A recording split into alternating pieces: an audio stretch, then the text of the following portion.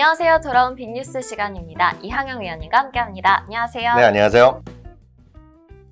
먼저 첫 번째 이슈로 바로 넘어가 보겠습니다.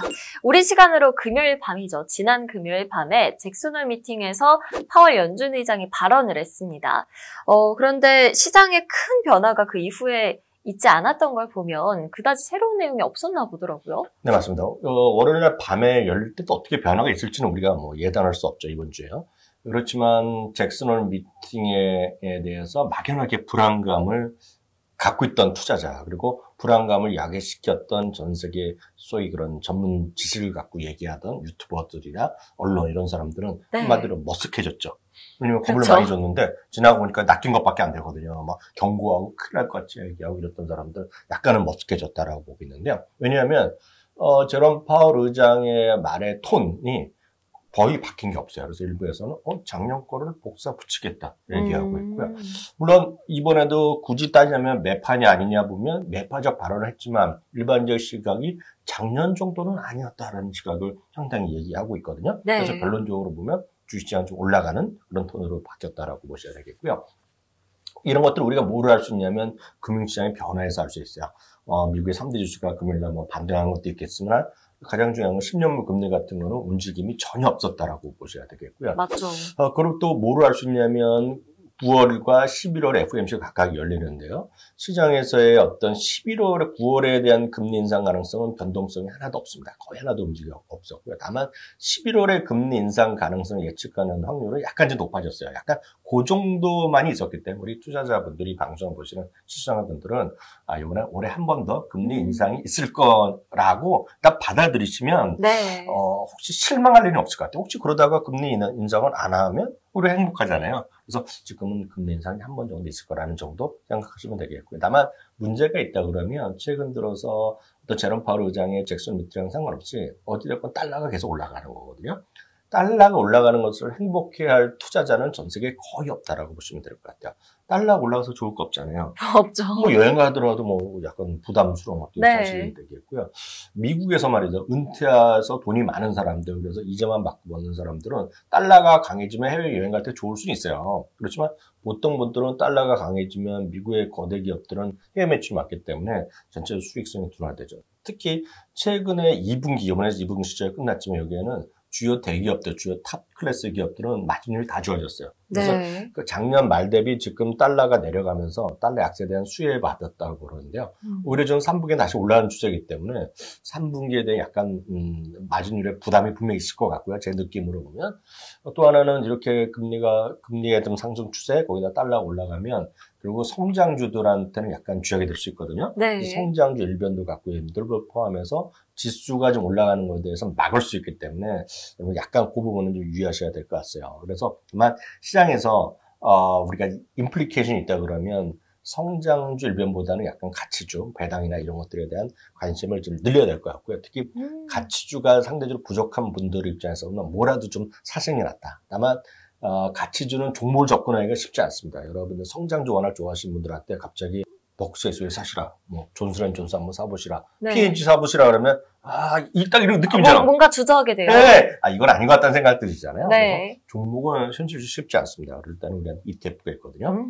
전 세계에서 가장 큰 가치주 ETF는 그냥 외워두시면 됩니다. VTV입니다. VTV가 벵가드에서는 세상에서 가장 큰 가치주 ETF거든요. 그래서 이런 걸 여러분 한 주, 두 주 좀 모아가면 성장주가 혹시 좀 너무 좀 위태롭거나 약간 쉴 때 보면 약간 마음의 위안을 가질 수 있기 때문에 저는 가치주 같은 걸 좀 늘리는 그런 계기로 이번에 잭슨홀 미팅을 해석을 하는 것이 오히려 마음이 편할 것 같다. 이렇게 말씀드리십니다. 네, 이번 잭슨홀 미팅 때 그렇게 시장이 놀랄 만한 일은 없었는데요. 달러 강세가 지금 지속이 되고 있는 상황이기 때문에 가치주에 좀 관심을 가져보자. 그리고 ETF로는 VTV 추천을 해주셨습니다. 그럼 두 번째 이슈로 넘어가 볼게요. 두 번째 빅뉴스는요. 최근 골드만삭스에서 아시아 증시 목표치를 하향했다고 하는데 중국 경제에 대한 우려가 좀 커지고 있는 상황이잖아요. 이 영향이 좀 있었을 것 같아요. 네, 요즘 중국의 분위기가 심상치 않다고들 다들 여기저기서 얘기하고 있잖아요. 그래서 중국의 부동산 재벌들이 약간 어려움을 갖고 있고, 홍다그룹인가요? 뭔가 약간 파산할 수도 있고, 여러 가지 얘기하고 있고, 복잡한 얘기 많이 나오고 있습니다. 특히 또 제가 CNN이나 이런 데 외국 뉴스를 자주 많이 보는데 거기 보면 정말 사람이 엄청 많이 몰리던 대형 몰 같은데 대형 마트에 사람이 별로 없는 거예요. 사람이 없고 오히려 있던 거 문 닫고 그러면서 상당히 좀 어려움이 있고 또 일부에서는 중국에서 MZ 세대들 실업률 뭐 통계도 발표 안 한다고 많이 뉴스 들으셨잖아요. 근데 문제는 중국이 이렇게 약간 머리가 아프면 말이죠. 네. 중국 때문에 도움을 많이 받았던 경제 성장을 했던 주변국들한테는 악영이 있는 거죠. 멀리 있는 독일 같은 경우에도 중국 비중이 크거든요. 수출 비중에. 독일도 타격이 있는 거가 되겠고요. 당연히 홍콩 그리고 중화권에 있는 화교권이 있는 뭐 싱가포르, 말레이시아, 인도네시아 이런 쪽 다 중국 화교들이 많이 꽉 잡고 있는 그런 경제 그런 쪽이 당연히 위축되겠고요. 당연히 우리나라에도 영향이 없을 수 없잖아요. 현실적으로 그렇죠. 보면. 그래서 이건 중국에 대한 그런 경제에 대한 위협, 그런 위기 이런 것들 때문에 골드만삭스는 소위 아시아 태평양 지역의 국가들에 대한 소위 목표 지수 이런 것을 좀 내렸다라고 보셔야 될 것 같습니다. 다만 아시아 퍼시픽에서 일반적으로 보면 일본이 선진국에 포함되기 때문에 오늘 이번에 내린 것도 골드만삭스에서 일본을 제외한 아시아 퍼시픽 당연히 우리나라 들어갑니다. 대만, 홍콩 이런 다 뭐 이런 다 들어가거든요. 이런 쪽에 대해서 목표치를 하향했다라고 보셔야 되겠고요. 그래서 특정하게 지수를 말씀드리면 모건 스탠리 MSCI 아시아 태평양 주식 지수가 있어요. 그거를 기존의 목표치를 580에서 550포인트로 내렸다라고 보셔야 될 것 같아요. 그래서 전망치를 그리고 올해 경제 성장 전망치도 제로에서 마이너스 0.2% 내렸거든요. 그래서 지금 이머징 국가들에 대해서 약간의 경고의 목소리 좀 있다라고 보셔야 되겠습니다. 다만 내렸지만 매수 의견이 예를 들어서 한국이라든가 이런 데 매수 의견을 갖고 있어요. 그렇지만 실제로 보면 그보다 목표 지수를 내린 것 자체가 오히려 좀 부담스럽다라고 보셔야 될 것 같고요. 당연한 결과입니다. 중국이 경제가 좀 어려워지면 주변 우리나라 포함해서 다 좋지 않은 거는 분명하다라고 보셔야 되겠고 그래서 한국 시장 볼 때도 외국인의 입장에서 보면 한국 엄청 좋은 우리나라 선진국이죠. 그렇지만 외국인의 입장에서 야 한국 중국과 엮여 있는 게 많은 나라? 약간 걱정된다? 이런 느낌으로 골드만삭스에서 이렇게 얘기했다라고 이해하시면 좋을 것 같고요. 그렇다고 해서 우리 투자자는 어떻게 받아들이냐. 그렇다고 해서 뭐 중국이나 뭐 이런 것이 아니라 제가 말씀드릴 수 있는 것은 글로벌 주식 투자할 때 굳이 이머징 마켓 이렇게 아시아 태평양 이런 쪽 하기보다는 저는 글로벌 주식 투자는 기본적으로 미국을 비롯한 선진국 위주로 하는 게 좀 맞다라고 저는 보고 있어요. 왜냐하면 어찌됐건 이머징 국가는 한국은 뭐 선진국이지만 MSCI 보면 아직 이머징 포함되어 있거든요. 한국이라는 나라는 중요한 포지션을 차지하고 있기 때문에 한국 말고 다른 나라 이머징 마켓 이런 거 사기에는 저는 굳이 왜 사야 되냐는 생각을 갖고 있어요. 그래서 오히려 글로벌 주식 투자는 미국을 비롯한 선진국에 가자라는 생각을 하고 있고요. 미국 전 세계 선진국에서 거의 시가총 50% 이상을 차지하는 게 미국이거든. 60%까지 차지하기 때문에 그냥 늘 말씀드리잖아요. 미국 주식 할 때 종목 찾기 어려우면 그리고 실질적으로 이걸 이기기 쉽지 않습니다. 벤치마크 지수 대표적인 S&P 500이라든가 나스닥 100을 추종하는 QQQ SPY나 QQQ를 여러분 그냥 적립식으로 사시는 게 맞다라고 보고 있겠고요.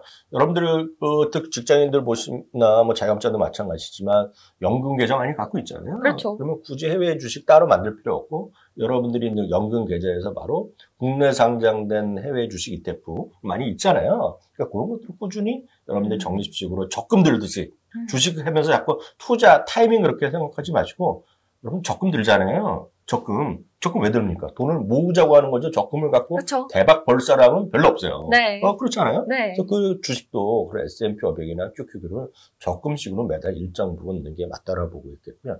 다만 이제 미국 주식을 이미 충분히 많이 갖고 계시다 하시는 분들이 있어요. 그런 분들은 또 선진국을 사고 싶은데 선진국 중에서 미국, 여기서 미국이란 거는 미국과 캐나다를 같이 많이 엮기 때문에 정확히 보면 북미를 제외한 미국과 캐나다를 제외한 선진국 지수가 또 있어요. 그리고 MSCI EAF이라는 게 있어요. 미국 제외한 선진국 증시의 투자 벤치마크가 있거든요. 이거의 ETF는 대표적인 것이 EFA입니다. EFA.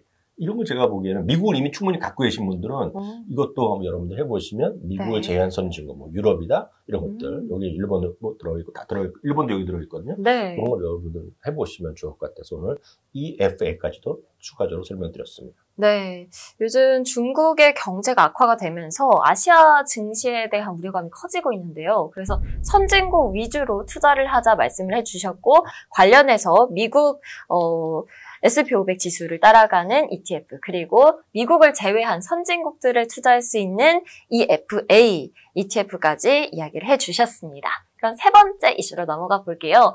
나이키가 최근에 계속 주가가 내려가더라고요.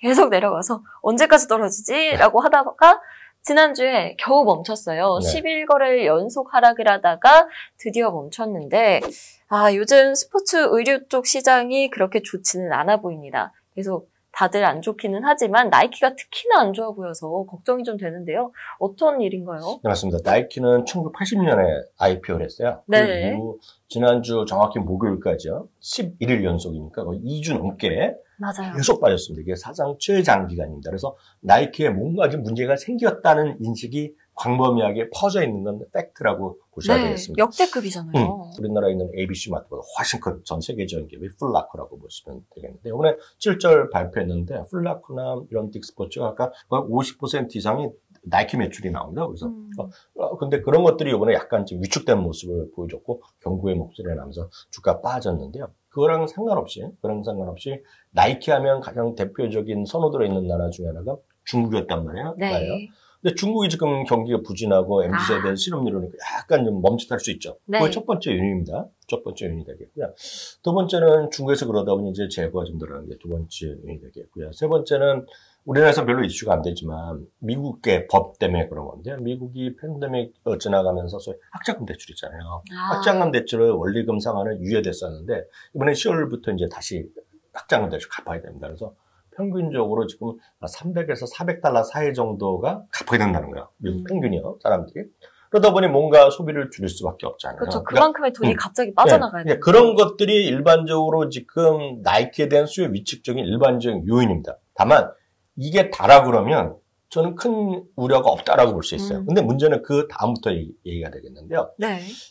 나이키가 한참 특히 2, 3년 전에 보면 우리나라에서도 나이키 신제품 나오면 오픈런이라 해서 엄청 달려갔죠. 맞아요. 그래서 리셀해갖고 하고, 리셀하는 소위 우리나라에서 뭐 네이버나 이런 데서 하는 그 사이트가 있잖아요. 거기서는 제일 최대 품목 중에 하나가 나이키를 리셀하는 거라고 저는 알고 있어요. 저는 해보지는 않았지만 친구들 많이 있었잖아요. 많이 사요. 근데 그 프리미엄이 지금 많이 떨어지고 있죠, 지금은. 그러면 아마 이 방송을 보시는 젊으신 분 더 아실 것 같습니다. 네. 그 프리미엄이 좀 떨어지는 게 첫 번째 요인이 되겠고요. 두 번째는 미리 말씀드리면 나이키는 여전히 세계에서 압도적인 선호도를 갖고 있고 압도적인 점유율을 갖고 있는 건 맞아요.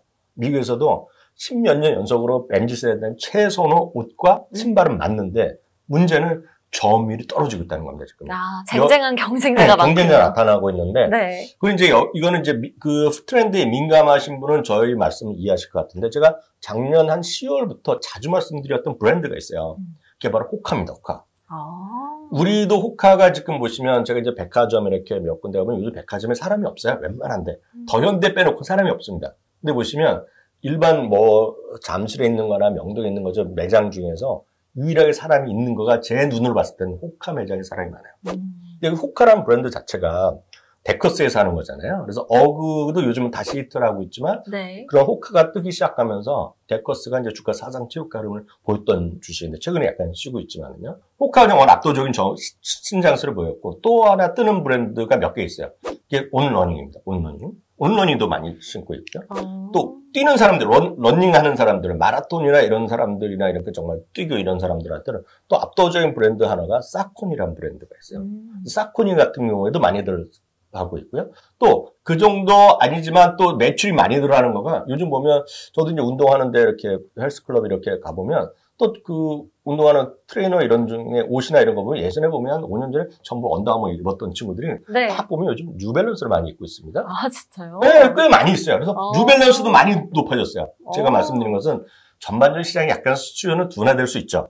그렇지만 지금은 나이키의 가장 큰 문제는 젊은 세대들, MZ세대한테 선호도가 떨어지고 있는 것이 가장 핵심적인 요인이 아닌가. 저는 그렇게 보고 있고요. 네. 전반적으로 가장 큰 라이벌이 지금 부산하고 있다라는 점 말씀드리고 싶네요. 네. 최근 이제 나이키가 주가가 많이 부진해서 왜 그러지라고 생각하셨던 분들 많으실 텐데 뭐 중국에서의 수요 부진도 있겠고 여러 가지 요인들도 있겠지만 지금 가장 중요하게 선호도가 떨어지고 있다는 점이잖아요. 최선호도를 갖고 있으나 그쵸. 점유율은 분명히 떨어지고 있다는 건 네. 여러분 스스로 느꼈을 것 같고 그에 대한 투자 의견은 지난 분기 1분기 실적, 2분기 실적 이후에 투자율을 보면 줄줄이 목표주가 하향입니다, 지금. 그게 핵심 요인이다.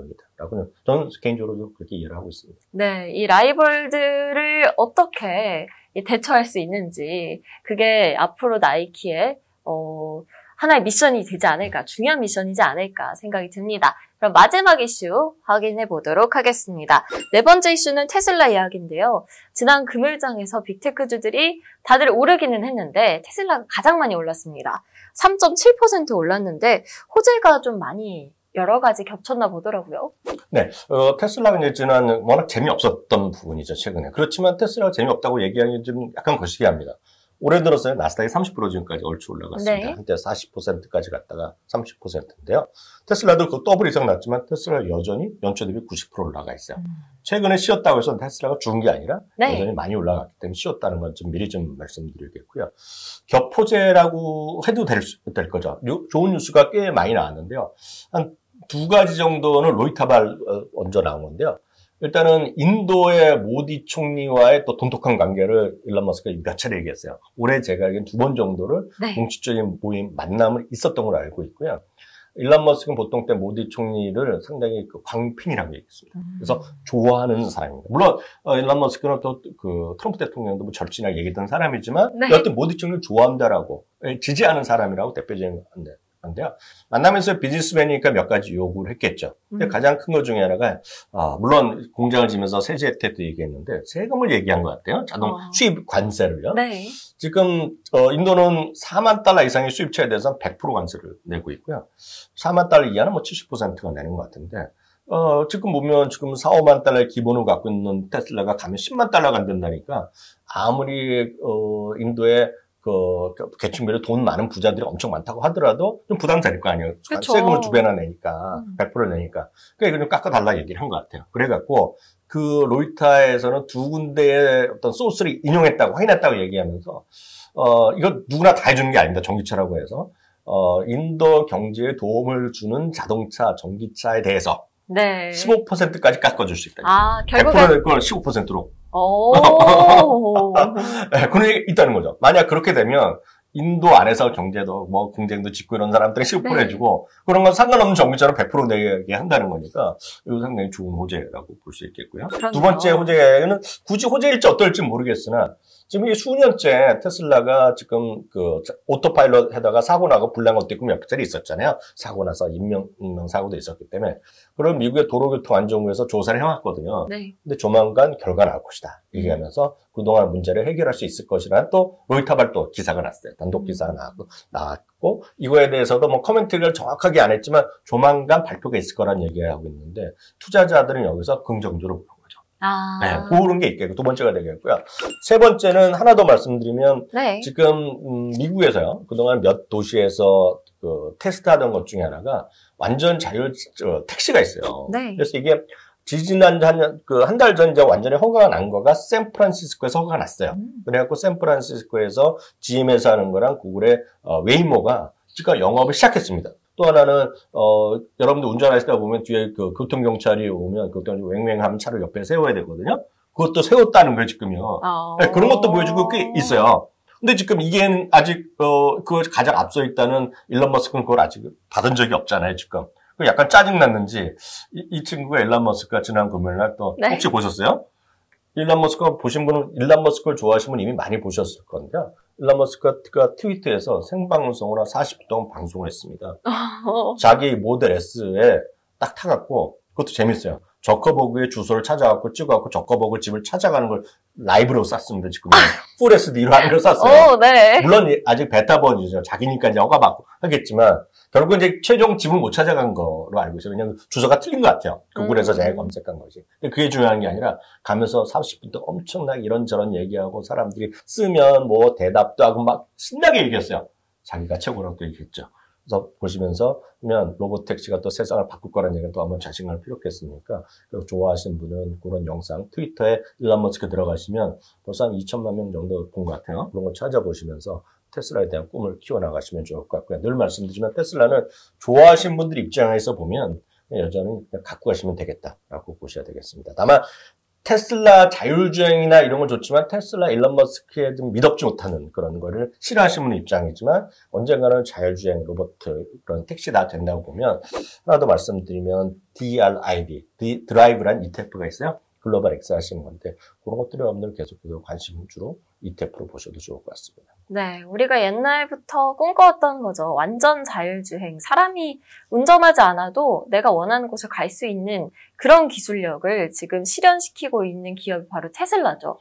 테슬라 주가가 지난 금요일에 좀 올랐는데 여러 가지 호재들, 여러 가지 소식들이 계속해서 나와주고 있습니다. 그래서 테슬라 관련된 소식들은 워낙 그냥 바로바로 캐치하지 않으면 사실 너무 많아서 그렇죠. 놓칠 수가 있어요. 그래서 저희가 이 빅뉴스 시간 통해서 매번 점검해 드리도록 하겠습니다.